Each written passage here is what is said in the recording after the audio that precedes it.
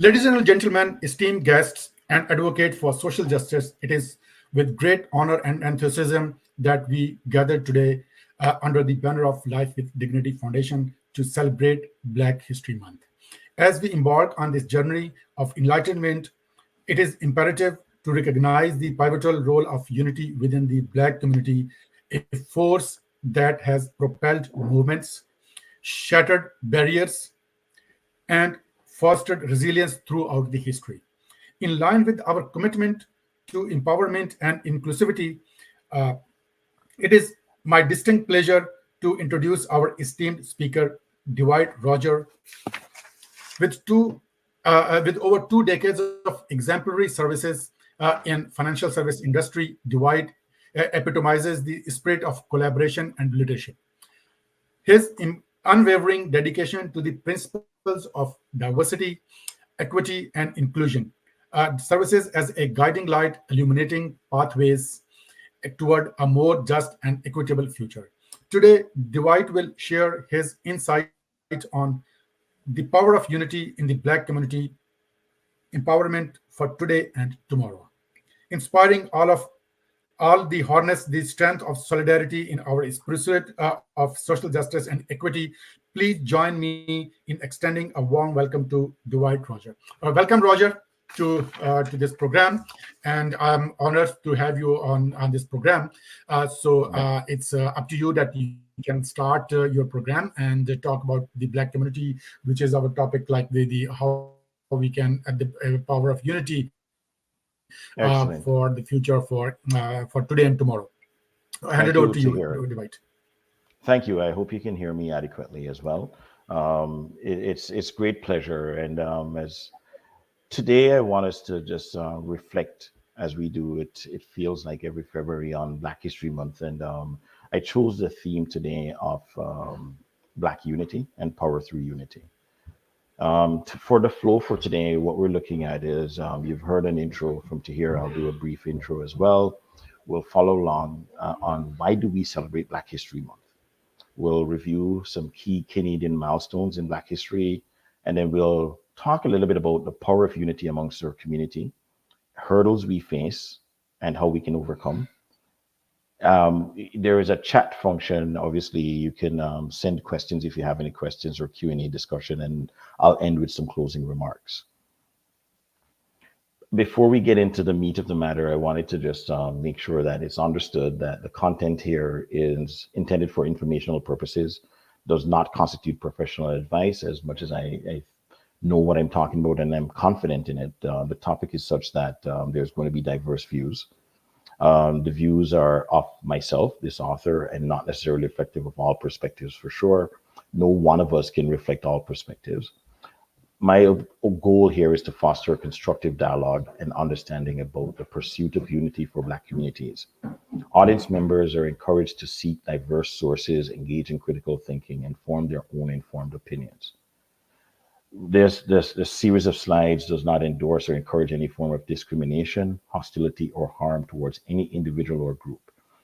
We can actually unify for our causes without necessarily discriminating against other groups. It is essential to approach discussions on race and unity with empathy, openness, and a commitment to creating positive change. By way of intro, thank you, Tahir. I am an advocate for all things diversity, equity, and inclusion because we love acronyms so much. I often refer to that as DEI. My passion for advancement of Black people is what led to the organizer, Tahir, reaching out to me for this conversation today. Before getting into it as well, I want to acknowledge that we are on the traditional territory of Anish in Biwak from the indigenous population. Territory acknowledgement is a way that people insert an awareness of indigenous presence and land rights in everyday life. It can be a subtle way to recognize the history of colonism and a need for change in settler colonial societies.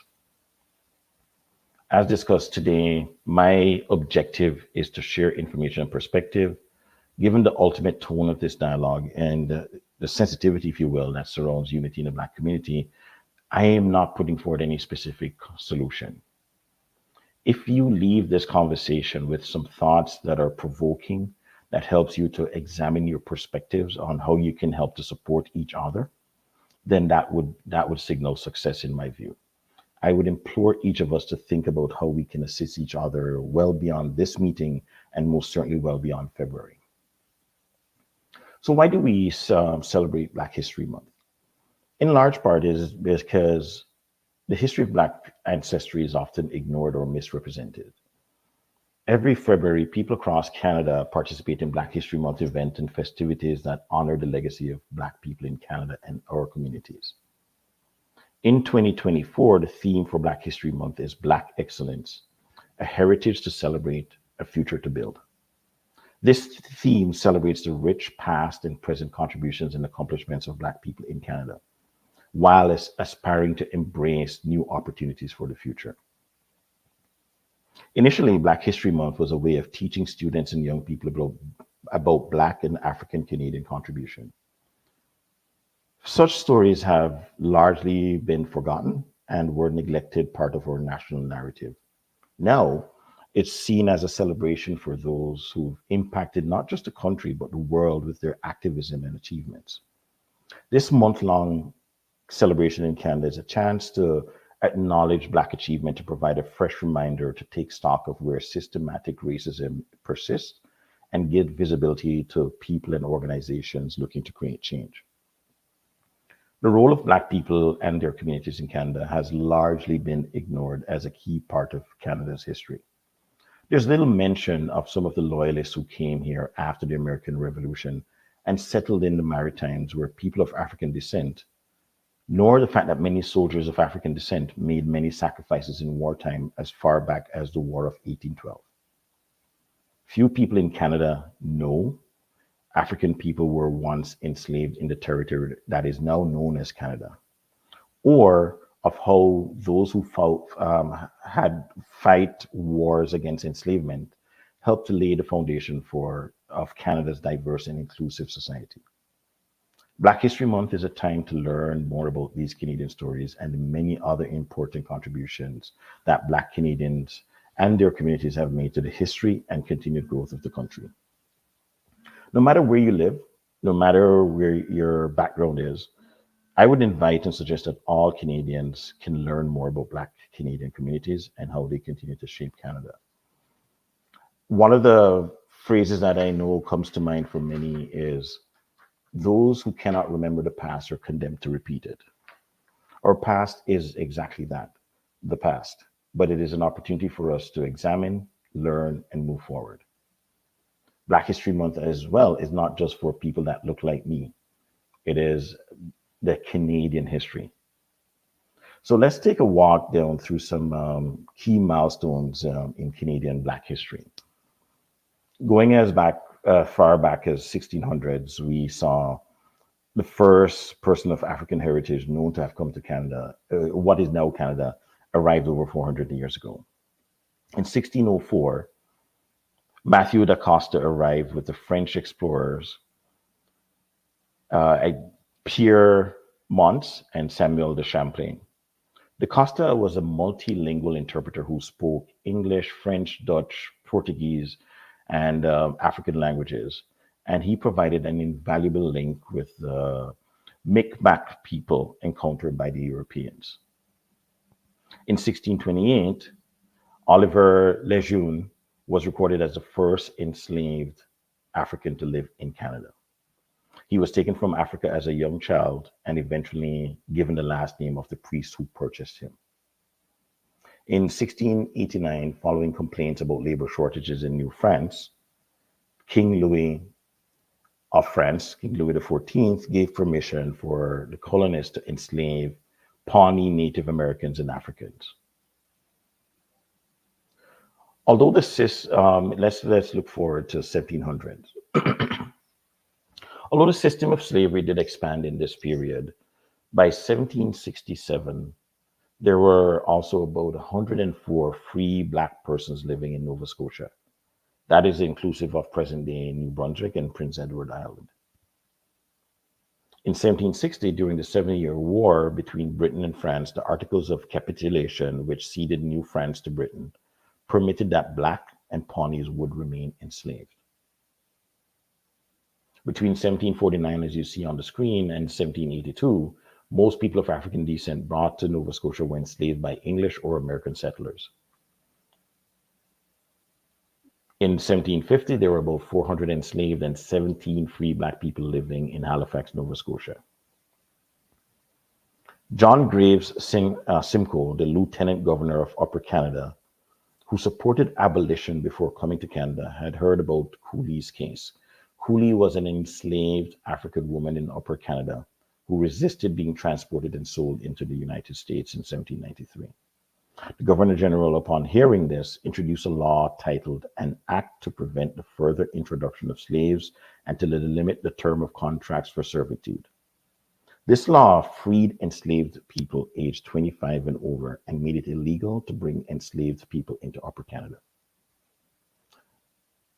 This law, as previously highlighted, freed people over 25 and made it illegal to bring these people into Canada. The introduction of this act in Upper Canada and the court decisions in Nova Scotia in the 1790s contributed greatly to a decline in African enslavement in Canada and ultimately made Canada a destination for those seeking freedom and an important base for the abolitionist movements.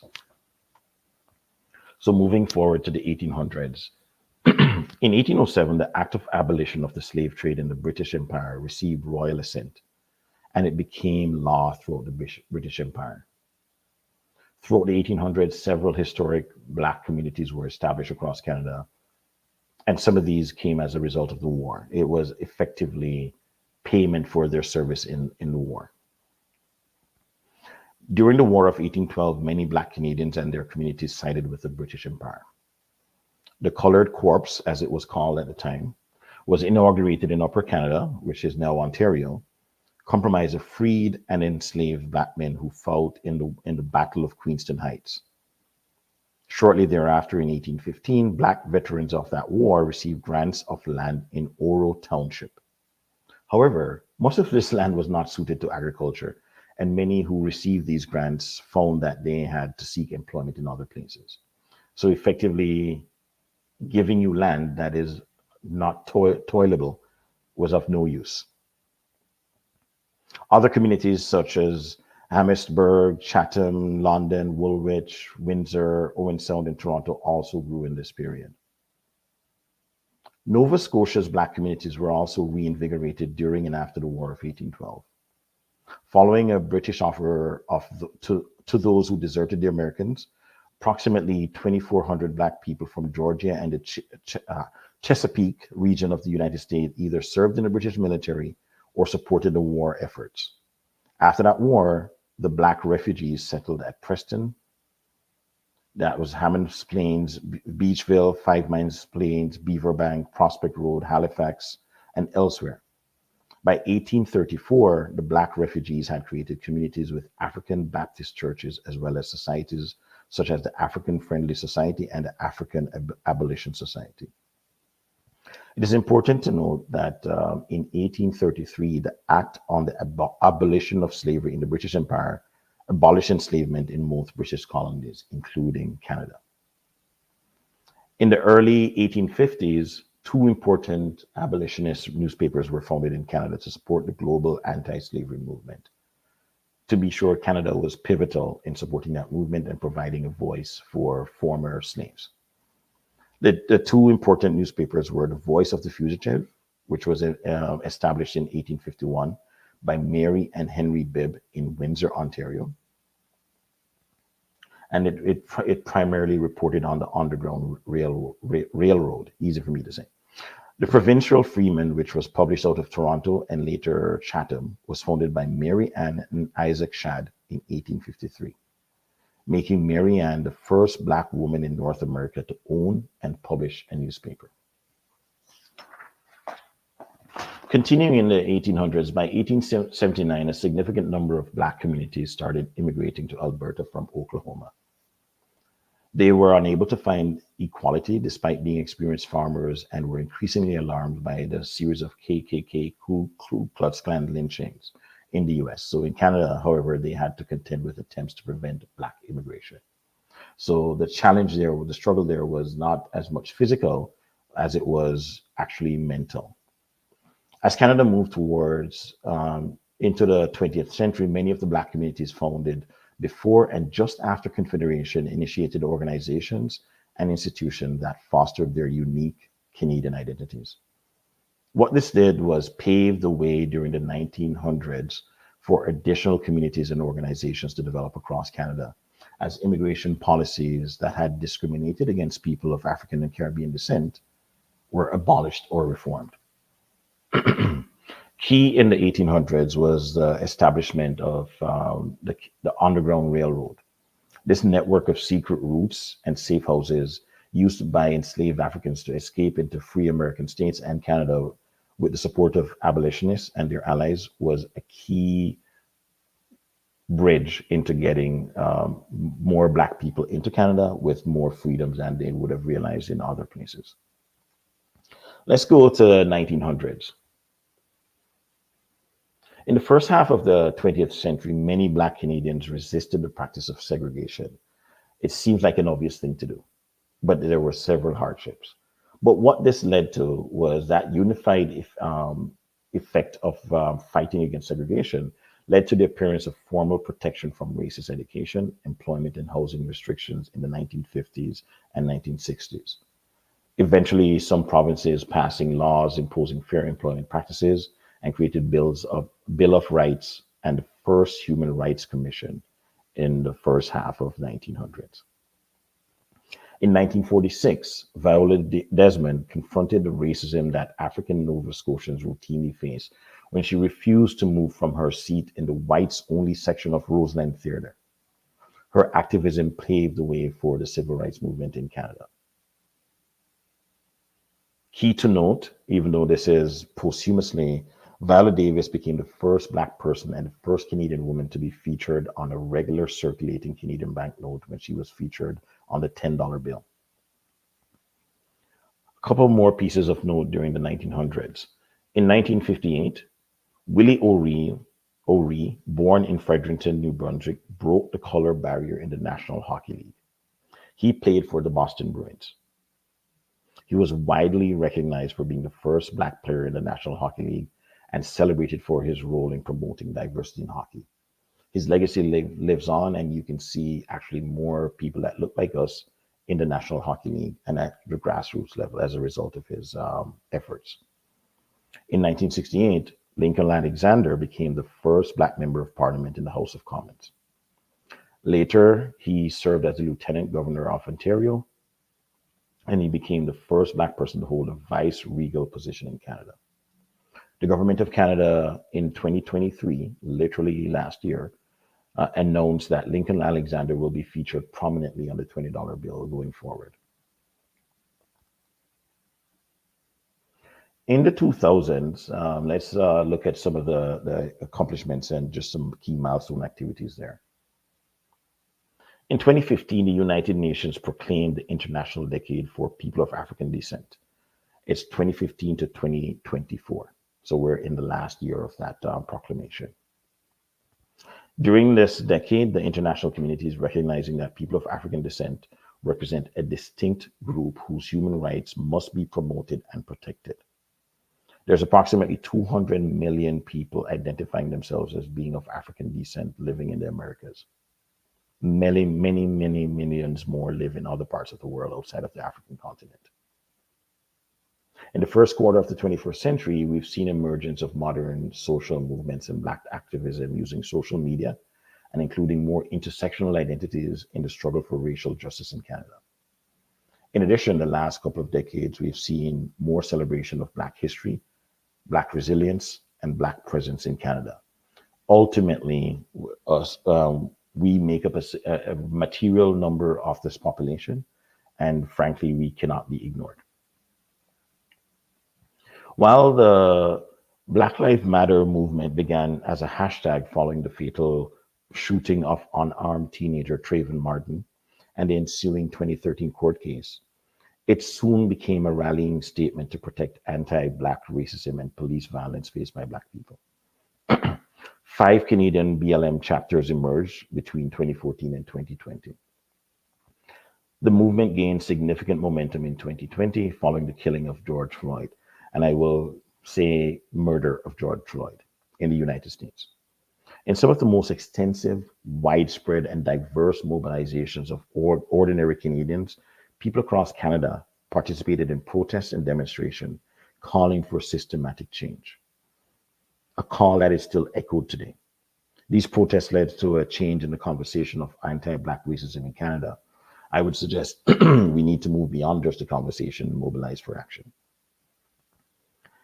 In February of 2008, Senator Donald Oliver, the first Black man appointed to the Senate, introduced a motion to recognize contributions of Black Canadians, and ultimately February being designated as Black History Month. So let's talk a little bit about the power of unity. I don't know that there is going to be much debate on the power of unity.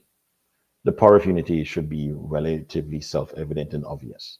The challenges in front of us, and we'll dive into this later on, is what are the hurdles we face in getting towards that unity? In a world often divided by differences, the concept of unity stands as a beacon of hope and progress. Unity transcends boundaries.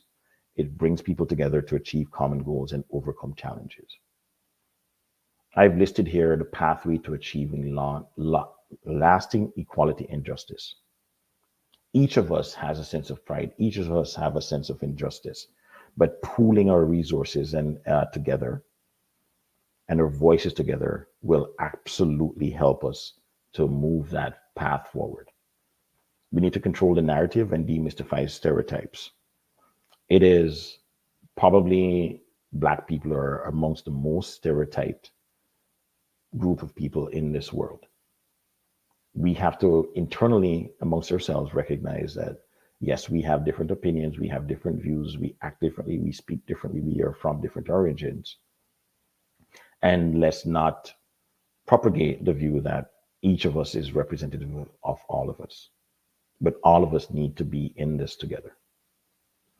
The power of unity will provide opportunities for those who are marginalized, and we'll get into this a little bit further, and it provides a foundation of support. Each of us, every life goes through hardships, ups and downs. In the down period, it would have been amazing to find a culturally relevant organization or group of people that we can fall back on for support, emotional, financial, amongst them. The essence of unity lies in its ability to bind individual communities and nations. If we foster a sense of togetherness, unity becomes a driving force for change. Asata Shakur said we had to learn that we are beautiful. We had to relearn something forcefully taken from us, our beauty, our dignity. People have power if we unite. We learn the importance of coming together and being active. And this was during the civil rights movement. One of the remarkable aspects of unity is its capacity to embrace diversity. Whether a multicultural society or a team that with various skill sets in the workplace, unity thrives when differences are acknowledged and celebrated, but even more so when there's a groundswell that cannot be ignored. How can unity be a catalyst for inclusivity and understanding? Let's just talk a little bit about that for a second. There's strength in collaboration. As smart as we are as a people, and I've seen some data that says we are amongst the most educated people in this world. But collaboration means an appreciation for different perspectives. In the workplace, for example, unity is often synonymous with collaboration, with exchanging ideas, with a non-judgmental environment. Teams that work cohesively leverage the strengths of each member, such as we have in our community. This can result in increased productivity, increased innovation, and increased sense of belonging. There are many case studies that illustrate the transformative impact of unity in professional settings and social settings. A feeling of belonging and not of being ostracized. When we look at community unity, we examine the role of unity in communities, and it sheds light on its power to address societal changes. Given the data that I've seen, most of us are immigrants, whether first or second generation immigrants to this country. And I'm willing to make a small wager that most of us came from areas where community spirit was high. We felt a part of something versus in a more capitalistic driven first world country where it fosters this environment of each one for himself. From grassroots movements to neighborhood initiatives, cohesive communities demonstrate resilience and the ability to create positive change. Imagine just for a second the potential for Black unity to shape political agendas and deployment of funds. If we were come together as one, politicians have to pay attention to our agendas, have to pay attention to funding our causes.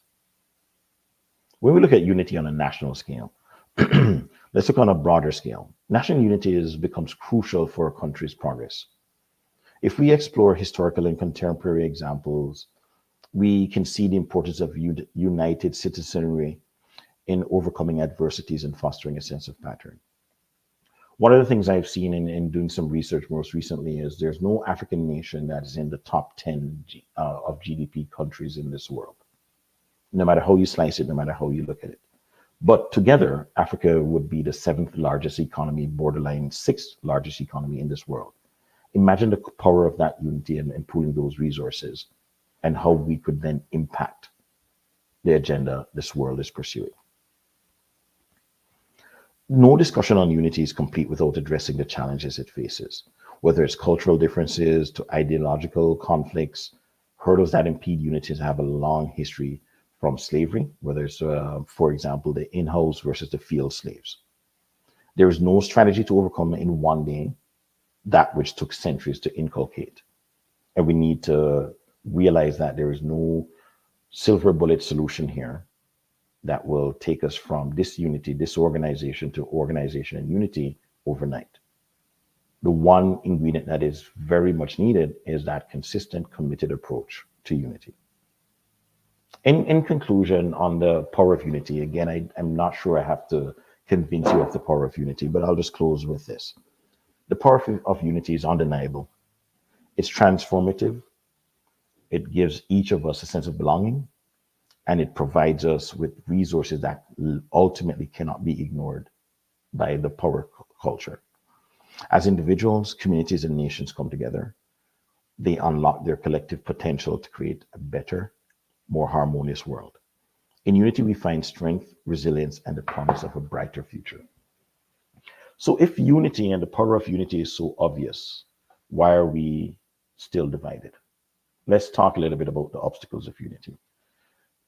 I could have spent pages and pages of dissertation and notes to talk about where we are in terms of the obstacles that we face as members of the African Canadian community. But let's just talk about these six. The scarcity mindset. Throughout history, certain institutions have provided limited support to a handful of Black individuals, creating an illusion of progress while neglecting broader systematic transformation. This phenomenon, if you will, and it plays into representation. To be sure, these are not mutually exclusive obstacles. There's eventually an overlapping amongst all of these. But on that front, this tokenism generates a false sense of advancement while sidestepping underlying issues. I think in order for you to succeed, I will lose. And my view here is there's opportunities for all of us to succeed, regardless of how you define success. There's opportunities that each of us can have more than we need or want. But the scarcity mindset gives us this impression that there's only a limited pool that we can consume from, and therefore I will not share it with you. And we need to overcome that. There is enough for all of us, and all of us can participate by being united. Representation is another component. Generally speaking, from the informal surveys that I've done and talking to folks in our community, I get feedback such as, I have to represent the entirety of the Black humanity and cannot trust my colleagues to not disrupt that. There's this sense of I'm better than you when I get above you. We tend to focus on the dysfunctional subgroups or traits of others rather than the positive. How many times have we said or heard someone say, well, that's just how we are. I'll arrive late at the event. That's just how we are. That is not just how we are. That is a mindset that can be overcome. We do not have enough people to look up to aspire to in some cases. And representation is a challenge for us because we do not see a Black Prime Minister of Canada. So it's hard for us to even contemplate that we could become a Prime Minister of Canada. We do not see a Black CEO, so we do not aspire to become a Black CEO. Though changes are occurring, we still lack representation in visible decision-making chairs. And therefore, that changes our aspirations. Quite often, we do this comparative where as long as I'm better than Dwight, then that's all I need to achieve. Where success occurs amongst people that look like us, it is generally an outlier and therefore fosters this idea of individual pursuit. And to be sure, I'm just touching on some of these obstacles because we could spend easily an hour or more on each of these obstacles.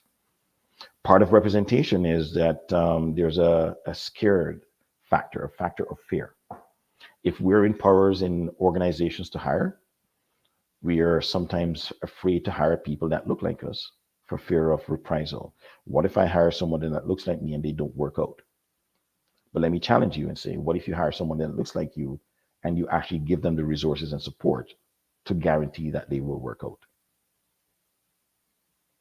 I cannot be seen as too vocal as supporter of this particular community is often another hurdle from a representation perspective. In fact, I might be viewed as more effective if I'm seen as a detractor. That effectively is the Stockholm Syndrome. Economics. Let's talk a little bit about that obstacle to unity. I must focus on my bills. I must focus on amassing my own wealth. I cannot work to help you. And my resources are limited to help you. And I think this part of this challenge here is that this is a very short-minded perspective.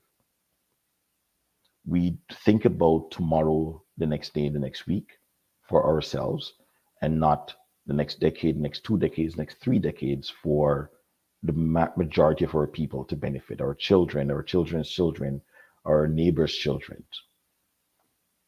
I cannot risk today for tomorrow is what a lot of us think. That's some of the pieces I've heard. I don't have enough money to risk. I'm letting that resonate for a second here. Because without pooling the resources together, we will not have enough to make any substantial changes, nor will we be able to represent ourselves economically. Pooled resources are clearly more effective than individual, but still we feel compelled to pursue individual achievements, economically and otherwise. We have this mindset, and I acknowledge that it is hard to overcome because it's been inculcated for centuries of I'd rather be the big fish in a small pond. So again, going back to that comparative view, than bringing everybody else to the larger pond so we can be a big fish together. Our reference points are often skewed. Let's look at a little bit of political and social agendas. Political parties at times exploited identity politics to fracture the Black vote. By presenting themselves as champions of specific community concerns, politicians have strategically divided support and redirected focus away from comprehensive reform. This tactic's persistence influences contemporary politics, with parties prioritizing singular issues over overarching systematic changes. And we ourselves use political and social agendas to divide ourselves. So we're helping the system, as you call it, to do the work for them. We divide ourselves along lines of, well, I'm from Jamaica, you're from Trinidad, we can't unite. I'm from this political affiliation, and you are from another political affiliation, we cannot unite. Let's focus more on what binds us together rather than what separates us. Your problem is not mine, in quotes here. Historically, Black unity was much easier to achieve when we all had the same issue to contend with. When none of us could vote, it was easy for us to combine our resources and march together to get that voting right. When none of us could sit in certain restaurants or on the bus, we all had the same issue, so we marched together to contemplate that issue. The challenge is we don't feel we have the same hurdles anymore, and therefore it fragments our effort. There's no longer the perception of any single issue that binds us. Your issue is not my issue. I have studied, I've made myself up to an executive level. You need to go do it yourself as well. Our collective problem is the systematic nature of racism and the barriers that prevent our advancement, whether socially, politically, or corporate life. We have, think about workplace unions that started out of working conditions back in the 17, 18, 1900s. Everyone had the same problem, so they united to band against it. What we've done now is using an outlier experience and using that reference point that I previously mentioned to say, I have accomplished, so you need to go accomplish yourself. I do not have the issue of economically being economically dry. So therefore, when we're marching together for incremental minimum wages, that's not my problem because I make more than the minimum wage. Why should I march with you? When we have LGBTQ plus rights to march for, they're members of our community that absolutely face these issues. We should march with them, not because our problem is not theirs and vice versa. What we need to show that solidarity. That's how you get it reciprocated. There's a lack of practical human rights that bound us together in the past. Let's not lose sight of the fact that we still have challenges together that face us all in today's world, just because those human rights issues have been solved and we've, in some pockets, made some progress. Online misinformation is another obstacle to unity, and this is a big one. The digital age has ushered in new avenues for manipulation, really. Social media platforms have been weaponized to amplify divisions by spreading misinformation. It fosters animosity and exasperates existing rifts. Online campaigns targeting African Americans, African Canadians, activists, or groups exploit sensitive topics, further deepening divides and hindering collaboration and diversity. Anyone can push forward a diverse point of view, and this is taken as truth. I could sit in my parents' basement, although my parents wouldn't appreciate that. I'm a little bit old for that, and start Xing or tweeting and Instagramming a whole bunch of nonsense out of my own mind. And if I have enough followers, it becomes gospel and it becomes a way to misinform and divide.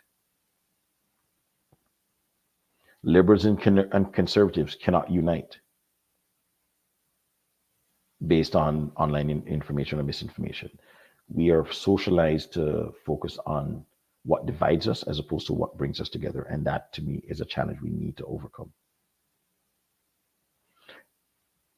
So let's look into what does the data say? I had alluded to earlier that we're coming from diverse backgrounds in Canada. What we're seeing here is from Statistics Canada based on the census population trending from before 1981 all the way up to 2016. The point to highlight here is over 80% of Black immigrants to Canada came from the Caribbean and Bermuda in 1981. Now it's about a quarter of the immigrants. And you can also see that Asia Oceanic has been expanding, Europe relatively the same. The temptation we have to avoid here is to think that we still have to remain in those community groups.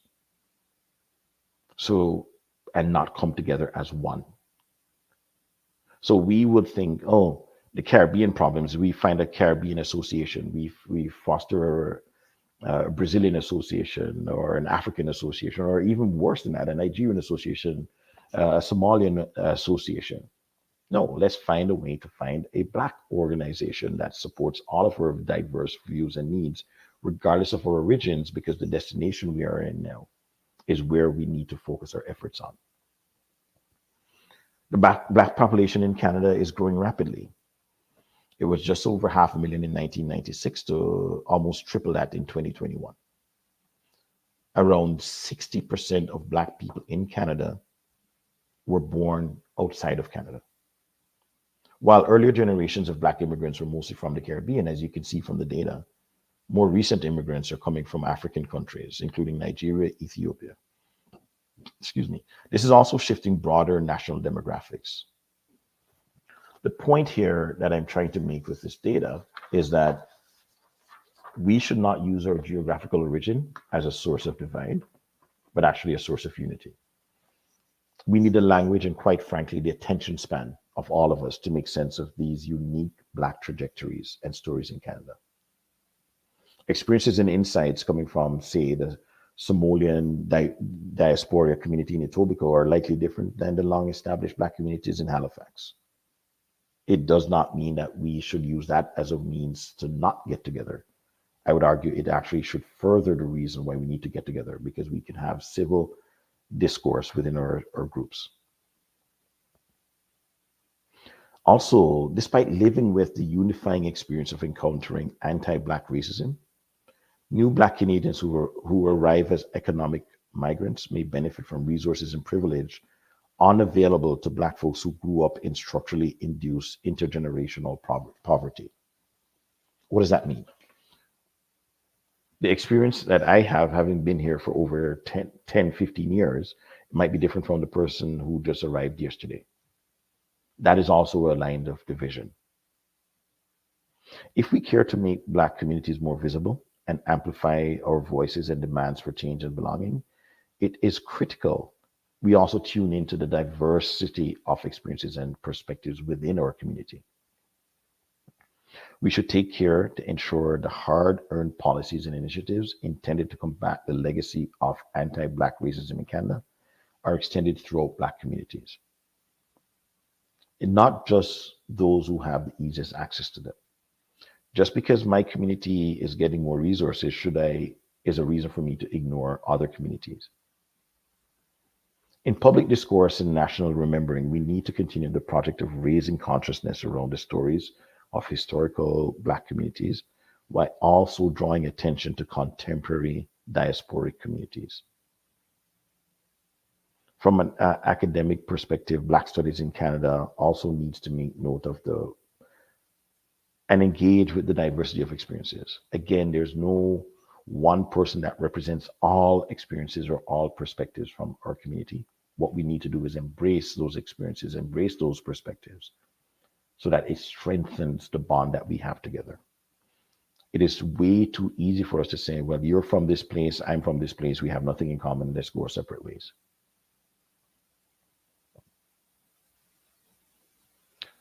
So let's look at research. I'm willing to bet there's more than a handful of people within the sound of my voice today who can identify with various experiences. The research that I've cited here was compiled, and it shows the realities of the Black experience in Canada, which when put together is really eye-opening. We can probably identify with this in our various lived experiences. But Black students, for example, are more than 4 times likely to be expelled than their white counterparts. And once expelled, where do they turn to? Is there an advocacy group that they could turn to? Is there a counseling group that they can turn to that focuses on our problems by us, for us? If it is, I'm not aware of it. And if it does exist, I'd love for it to be more publicly known so we can all tap into it and support it. Black university graduates earn 80 cents for every dollar earned by their white university counterparts. Same credentials. This, to me, is part of a systematic issue that if we do not have the united forces behind solving for this issue, it will never get solved. Nearly half of Canadians believe discrimination against Black people is no longer a problem. Let that sit in for a sec. Even more, though more than 80% of Black people in Canada say they've been treated unfairly based on race in the last 2 years. Who do we turn to for support? How often do we see one of us on a news article, a non-flattering news article, or anywhere else, and we immediately think to ourselves, I wonder what they did to deserve it, versus how can I help? versus where can we turn to, where can they get resources for. The question that we all have to contemplate is, who do we turn to for support in the face of these traumas?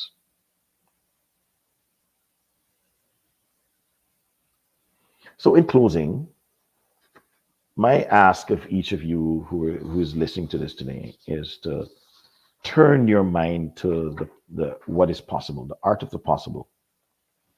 Let's challenge our mindset. I acknowledge that our mindset has been sort of passed down through generations of trauma, generations of lived experiences, generations of division. And it is very imperative that we challenge this mindset. I acknowledge it's hard to do, but let's try and push outwardly, inwardly, the boundaries that we have come to be socialized against and know so very well. Despite the obvious and appropriate differences we have, there are shared challenges that only unity can help to break down.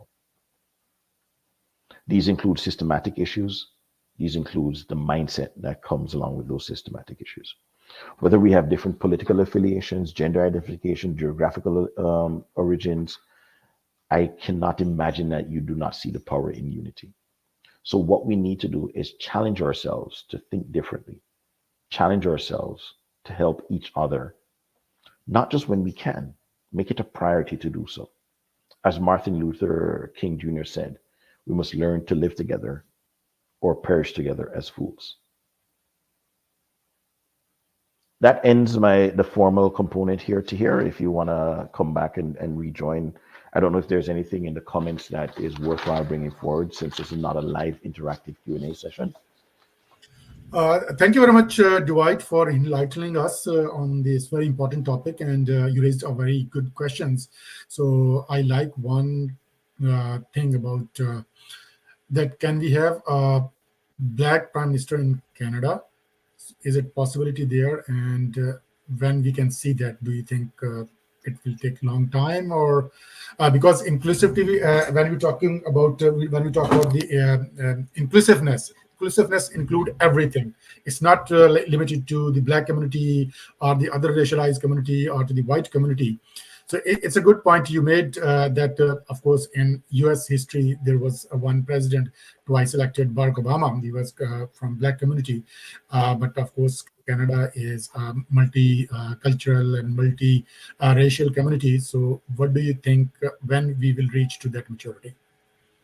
Well, you asked a lot in that one question, right? So I do not have a crystal ball, but I'm suggesting that we can help to make it happen if we want someone that looks like us to be the prime minister. We just have to advocate and move together in that. And I use the prime minister example not just to say that it means that it does definitely signify some of the systematic issues here, because people hold the US out to be more racist than Canada. And I'm suggesting the probability of what occurs in the US from a Obama perspective is significantly less likely to occur in Canada. But that does not necessarily mean that it just simply means we didn't have that representation for our kids and our community to aspire to. It's when you see someone in a particular role or position, it's easier for you to visualize yourself reaching to that level. If you want to become a doctor and you have no visuals of a doctor that looks like you, it actually pushes your ambitions downward. So that was the point there. I don't know if we will ever see that in Canada, but even if we don't, we can still unite and advocate for our issues to be addressed regardless of what the person who sits in that chair looks like. Yeah, exactly. It's not about the color. It's about the principles. Absolutely. Like, And how we move yeah, those principles forward together as a group. Our voices are heard. If we look at other communities, part of the reason the political agendas are actually inclusive of what their community agenda is because they move together, i.e., I know if I do not serve this community, I will not be re-elected next time. yeah, Versus in definitely. the right. So Go ahead. yeah. Our like webinar, a lot of people are watching through LinkedIn and on YouTube also. If someone want to ask any question or if you have any comment, you feel free to ask the question or make a comment. Otherwise, we will end our program at this point. So we can like wait Thank 1 or you to 2 minutes. hear. And also, I think it's worth mentioning that this is being recorded and will be housed on each of those platforms, right? Yes, exactly. Okay, so it's worthwhile making sure that people understand that. Yes, so this program is live on YouTube, on Facebook, my not-profit organization, Life with Dignity Foundation, and on LinkedIn also. And this is actually, I just wanted to give a little bit background about that one. Life with Dignity Foundation is a non-profit organization who is serving for women empowerment, girls' education, and poverty alleviation. So, and of course, a lot of marginalized communities are suffering with with poverty, and of course one of them is a black community also. So that's the purpose of this seminar, to create an awareness and among the people for the marginalized communities and the racialized communities also, but even for everyone. So this we believe in humanity. For what matter your race is, what matter your religion is, what matter your gender is. That's the message there. And I think there is no question. So thank you very much again, Dwight. So yeah, so we got from Ojiro. Thank you, Dwight and Tahir. He made a comment. So anyway, thank you, Ojiro, for your comment. So we will end up our webinar here, and you can, if you want to, Google it. So it will be available on LinkedIn and YouTube channel also. So I will share on LinkedIn my YouTube channel also to Right. watch And this if I, program. sorry to interrupt, if I could just do one last sentence is, I implore you, each of you listening to this, to not stop the thought process as soon as this has ended. Think about how you can make a difference in uniting and coming together to fight systematic issues well beyond the time that we've spent together today. That's all I wanted to say. Thank you, Tahir. Thank you, Dwight, again for giving your precious time to my organization and to me. Thank you again. Have a good day. And thank you to all who is listening that program.